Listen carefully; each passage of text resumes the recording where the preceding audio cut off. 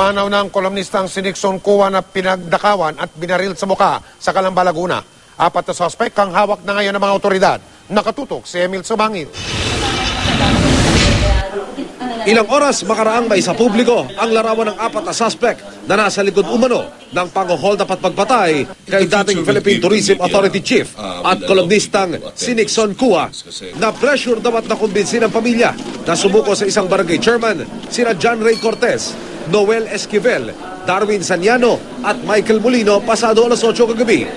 Pero matapos sumuko, binawian ang buhay si Nixon sa Calamba Medical Center dahil sa tama ng baril sa muka. Ang kapatid na si Alexan na tinamaan naman sa dibdib. Kritikal pa rin ang lagay sa pagamutan. Ang asawa ni Nixon, kahit papano'y naibsan ng lungkot ngayong nahuli na ang mga suspect. Kabilang pa siya sa mga nag-identify sa mga ito. Kasi face-to-face ang nangyari eh.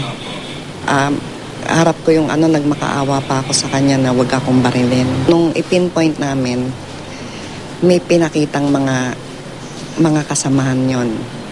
From there, tinuro namin. Si Saniano ang bumaril daw kay Nixon habang nasa loob ng kanyang SUV. Si Esquivel naman daw ang bumaril kay Alexan. Si Cortez umano ang tumangay sa 90,000 pesos na payroll money, pati na sa kwintas at cellphone ng anak ni Nixon na si Sui Ann.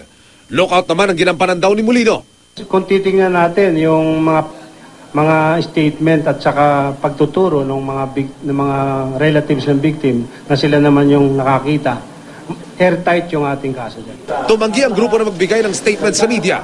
Isinailalim sila kanina sa paraffin test. Ang security agency ng Ayala Greenfield Estate Subdivision kung saan naganap ang krimen. Sinisiyasat din ang pulisya sa posibleng pagkukulang at hindi agad natulugan ang krimen. Di rin ligtas sa mga tauhan ng landscaping contractor na gumagawa sa bahay ng mga kuha at ilan pa sa subdivision personnel. Meron kaming niimbestigahan na insider na pwede nating sabihin missing link kung bakit nagkaroon ng idea itong mga hold-upper na to na nalaman nila na si Nixon during that time ay magpapasweldo, may dalang pera at...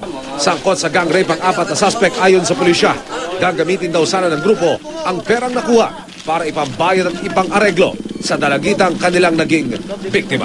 The warrant of arrest involving the 4 came out only just recently, nung 19 actually ng July na receive ng PNP. Emil Sumangil, Nakatutok, 24 Oras.